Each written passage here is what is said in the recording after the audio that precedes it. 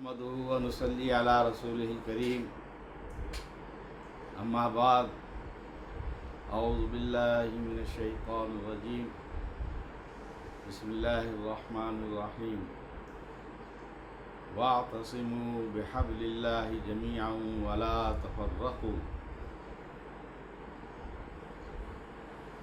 फ़िरक़ा परस्ती के बारे में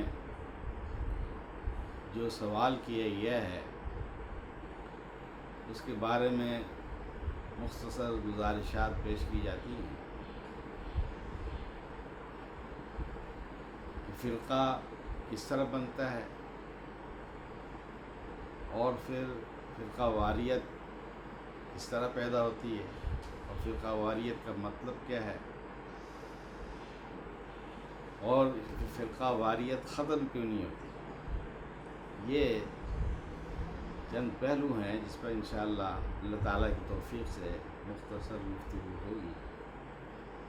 अल्लाह तबारक व तआला ने कुरान मजीद की इस आयत में मुसलमानों को हुक्म दिया है कि तुम अल्लाह की रस्सी को मज़बूती से थाम लो, वला तफ़र्रक़ू, और एक दूसरे से जुदा ना हो, तफ़र्क़ाबाज़ी मत करो।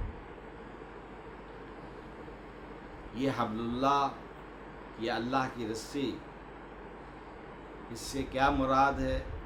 इससे अल्लाह ताला की वो शरीयत मुराद है जो अल्लाह तबारक व तआला ने अपने पैगंबर हज़रत मुहम्मदुर रसूलुल्लाह सल्लल्लाहु अलैहि वसल्लम के ज़रिए से नाज़िल फरमाई।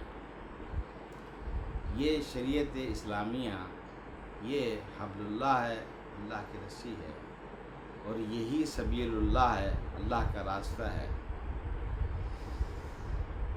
और कुरान मजीद में नबी करीम सल्लल्लाहु अलैहि वसल्लम की ज़बान मुबारक से ये कहलवाया गया है, वअन्ना हाज़ा सिराती मुस्तक़ीमन फत्तबिऊहु, ये मेरा सीधा रास्ता है, इसकी तुम पैरवी करो।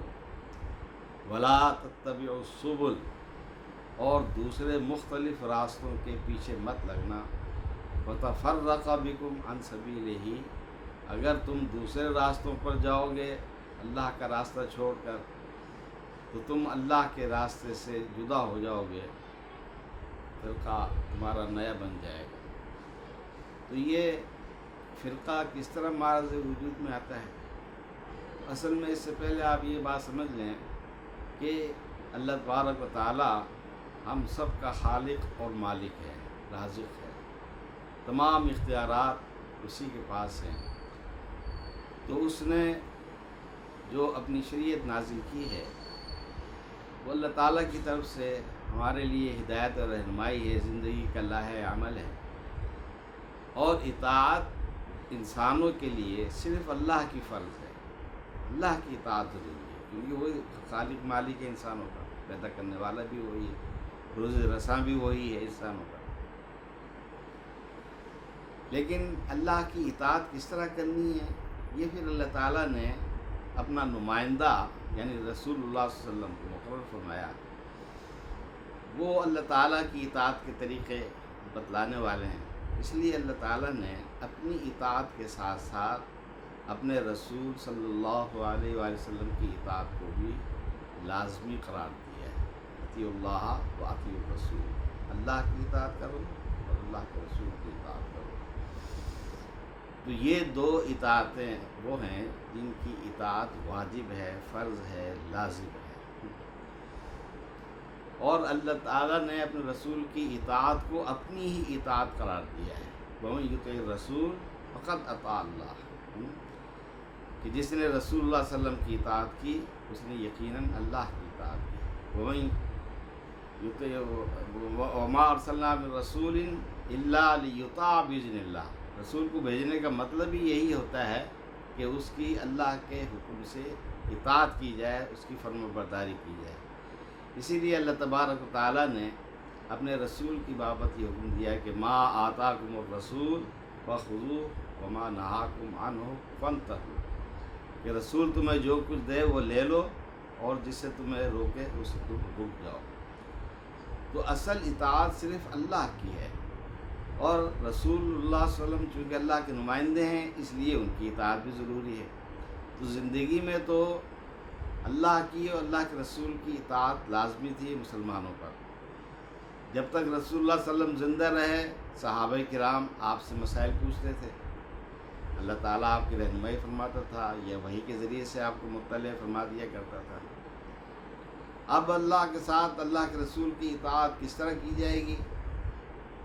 تو ہمارے پاس اللہ تبارک و تعالیٰ کا کلام قرآن مجید موجود ہے، اور رسول اللہ صلی اللہ علیہ وسلم کی احادیث بھی الحمدللہ محفوظ ہے۔ تو اب اللہ اس کے رسول کی اطاعت کا مطلب کیا ہے کہ قرآن مجید اور رسول اللہ صلی اللہ علیہ وسلم کی احادیث صحیحہ وہ تمہارے لیے لازم ہے، ان کے مطابق تم نے چلنا ہے، ان کے مطابق ساری چیزیں اختیار کرنی ہیں۔ اب یہ جو اللہ رسول کی اطاعت کے ساتھ ساتھ کسی اور کی اطاعت کو بھی لازمی اور واجب قرار دیا جاتا ہے، اس سے فرقہ معرض وجود میں آتا ہے۔ اس طرح لوگوں نے 4 ائمہ کو، 4 مذاہب کو لازمی قرار دے لیا ہے کہ تم نے ان میں سے کسی ایک مذہب کو تم نے ضرور اختیار کرنا ہے۔ تو یہ اللہ رسول کے احکام سے تجاوز ہے۔ حالانکہ اللہ نے فرمایا یا ایھا الذین آمنوا لا تقدموا بین یدی اللہ ورسولہ، کہ اللہ اس کے رسول سے آگے تمہیں نہیں بڑھنا۔ اب اللہ تعالیٰ نے تو اپنی اطاعت کے ساتھ صرف اپنے رسول کی اطاعت کو واجب قرار دیا ہے، لیکن لوگوں نے ایک تیسری اطاعت کو بھی واجب قرار دے لیا، اس سے فرقہ معرض وجود میں آتا ہے۔ اب اس اعتبار سے مالکی فرقہ، حنبلی، شافعی، حنفی، یہ فرقے معرض وجود میں آئے۔ تو خلاصہ اس کا یہ ہوا کہ ایک مسلمان پر صرف اللہ اس کے رسول کی اطاعت فرض ہے، لیکن جو اس اصول سے ہٹ جاتا ہے تو وہ ایک نیا فرقہ بن جاتا ہے۔ یہ فرقہ پرستی کی بنیاد ہے، اور یہ فرقہ پرستی روز بروز بڑھ رہی ہے، فرقہ در فرقہ، فرقوں میں بھی کئی فرقے بنتے جا رہے ہیں۔ اس کی وجہ ساری یہی ہے کہ قرآن مجید اور احادیث صحیحہ سے انحراف کیا جاتا ہے، اور قرآن مجید میں مانوی تعریفات کی جاتی ہیں اپنے غلط مذہب کو ثابت کرنے کے لیے، اور اسی طریقے سے منکر، ضعیف اور اس قسم کی روایات سے استدلال کیا جاتا ہے۔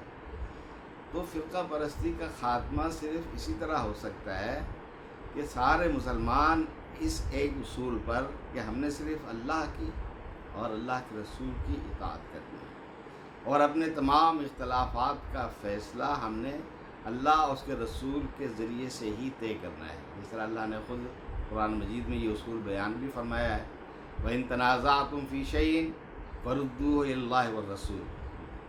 اگر تمہارا آپس میں تنازع ہو جائے کہ یہ مسئلہ، یہ بات جائز ہے یا ناجائز ہے، حرام ہے یا حلال ہے، تو اس کا فیصلہ تم اللہ اس کے رسول سے لے لو، اور اللہ رسول سے فیصلے کا مطلب یہ ہے قرآن مجید موجود ہے، احادیث صحیحہ موجود ہے، اور احادیث سے مراد صرف احادیث صحیحہ ہیں۔ ضعیف و منکر روایات سے استدلال بالکل غلط ہے، اسی لیے فرقے ختم نہیں ہوتے کہ وہ ضعیف اور موضوع منکر روایات سے استدلال کرتے ہیں، اور اسی طریقے سے قرآن کریم میں مانوی تعریفات بھی کرتے ہیں۔ جس طرح احمد رضا خان نے اپنا یہ مسئلہ کہ اللہ کے علاوہ رسول اللہ صلی اللہ علیہ وسلم بھی عالم الغیب ہیں، قرآن مجید کے ترجمے کے اندر یہ مشرکانہ عقیدہ انہوں نے بھر دیا۔ الرحمن علم القرآن خلق الانسان علمہ البیان، کہ اللہ تعالیٰ نے انسان کو پیدا کیا اور علمہ البیان، اس کو بیان کی قوت دی، یعنی قوت گویائی، اظہار ما فی الضمیر کی قوت عطا کی۔ بیان سے مطلب تو یہ ہے، لیکن احمد رضا خان نے اپنا شرکی عقیدہ ثابت کرنے کے لیے اس کے ترجمے میں مانوی تعریف کی۔ خلق الانسان سے کا ترجمہ کیا ہے کہ محمد صلی اللہ علیہ وسلم کو پیدا کیا، اور علمہ البیان کا مطلب یہ بیان کیا ہے کہ اس کو ما کانا و ما یکون کا علم عطا کر دیا۔ اتنی بڑی جسارت ہے قرآن مجید کے ترجمے سے ایک شرکی عقیدہ کا اس بات کر دیا۔ تو یہ باطل فرقے ایک تو اس لیے معرض وجود میں آتے ہیں کہ یہ اپنی اصل سے یعنی اللہ اس کے رسول کی اطاعت سے ہٹ کر کسی اور کی اطاعت کو انہوں نے لازمی کر دیا، اور پھر یہ استدلال بھی صحیح احادیث کو چھوڑ کر اور قرآن کریم کے ظاہری مفہوم کو چھوڑ کر اللہ تعالیٰ کے مفہوم منشور کو چھوڑ کر یہودیوں کی طرح یحرفون الکلم عن مواضعہ، اس میں معنوی تعریفات کر کے اپنے باطل عقائد کا اثبات کرتے ہیں۔ تو فرقہ واریت صرف اسی صورت میں ختم ہو سکتی ہے کہ جو اللہ تعالیٰ نے اصول بیان فرمایا ہے وَإِن تَنَازَعْتُمْ فِي شَيْءٍ فَرُدُّوهُ إِلَى الرَّسُولِ، اس کی طرف ہم لوٹ جائیں۔ اور رسول اللہ صلی اللہ علیہ وسلم نے بھی ایک حدیث میں اس بات کو واضح فرمایا، ایک آپ نے سیدھا خط کھینچا اور فرمایا ھذا سبیل اللہ، یہ اللہ کا راستہ ہے، اور اس کے دائیں بائیں بھی آپ نے کچھ لکیریں کھینچی اور فرمایا کہ یہ جو دوسرے راستے ہیں دائیں بائیں دوسری طرف، ان میں سے ہر ایک راستے پر شیطان بیٹھا ہوا ہے جو اپنی ان راستوں کی طرف بلاتا ہے۔ تو رسول اللہ صلی اللہ علیہ وسلم کے اس فرمان گرامی سے بھی یہ بات واضح ہوتی ہے کہ اللہ کا راستہ صرف ایک ہی ہے، وہ دو یا تین یا چار یا پانچ نہیں ہو سکتے۔ وہ جس طرح اللہ نے بھی فرمایا فماذا بعد الحق الا الضلال، کہ حق ایک ہی ہے باقی گمراہی ہے۔ تو راستہ صرف ایک ہی ہے، وہ چار یا پانچ نہیں ہو سکتے۔ یہ جو چار پانچ راستے بنا لیے ہیں بلکہ متعدد بنا لیے ہیں، اس طرح کہ رسول اللہ نے بھی پیشگوئی فرمائی تھی کہ میری امت 73 فرقوں میں بڑھ جائے گی۔ تو وہ اس کی وجہ یہی ہے ساری کہ یہ اصل کو چھوڑ کر دوسرے راستوں کی طرف پڑے۔ تو فرقہ پرستی کے ختم کرنے کا صرف ایک ہی طریقہ ہے کہ یہ مخلصانہ طور پر اللہ تعالیٰ کے بیان کردہ اصول کو تسلیم کر لیں کہ ہر بات کا فیصلہ اللہ سے اور اللہ کے رسول سے لینا ہے، اور اللہ کے رسول سے فیصلہ لینے کا مطلب یعنی احادیث صحیحہ سے استدلال کرنا ہے، موضوع اور ضعیف اور منکر روایات سے استدلال نہیں کرنا۔ اگر یہ اس اصول کو صدق دلانہ طور پر خلوص دل سے تسلیم کر لیں تو فرقہ واریت کا خاتمہ ہو سکتا ہے، ورنہ اس کے بغیر فرقہ واریت کا خاتمہ نہیں ہو سکتا۔ تمام فرقے یہ تو کہتے ہیں ہم اتحاد کے مدعی ہیں، اتحاد ہونا چاہیے، لیکن اتحاد کا جو طریقہ اللہ نے بیان فرمایا ہے اس کو اختیار کرنے کے لیے یہ لوگ تیار ہی نہیں ہیں، بالکل تیار نہیں ہیں۔ اگر آج یہ لوگ اس اصول کو تسلیم کر لیں اور صدق کے دل سے اس پر عمل کریں تو ہمارے 80-90% اختلافات ویسے ہی ختم ہو سکتے ہیں۔ تھوڑا سا اختلاف رہے گا، اس طرح جیسا صحابہ کرام کے اندر بھی اختلاف تھا، تو وہ اختلاف انشقاق اور فرقہ واریت تک نہیں پہنچاتا۔ یہ جو فرقہ واریت کا اختلاف ہے یہ بہت خطرناک ہے، اللہ تعالیٰ نے اس سے سختی کے ساتھ روکا ہے، اور رسول اللہ صلی اللہ علیہ وسلم کو بھی اسے سختی سے فرمایا ولا تکونوا، کہ وہ تم اس کی طرح مت بنو جنہوں نے فرقہ بازی کر لی ہیں، تیرا ان سے کوئی تعلق نہیں۔ بہرحال یہ فرقہ پرستی ایک بہت بڑا ناسور ہے بدقسمتی سے، اور یہ عالم اسلام میں پھیلا ہوا ہے، اور اس کی بنیادی وجہ قرآن و حدیث سے انحراف ہے۔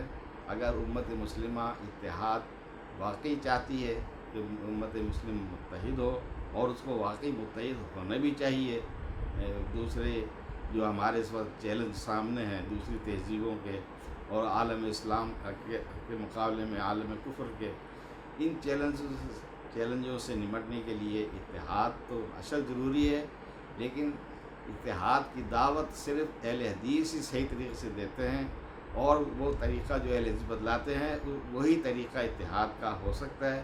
اس کے علاوہ کسی طریقے سے بھی امت متحد نہیں ہو سکتی۔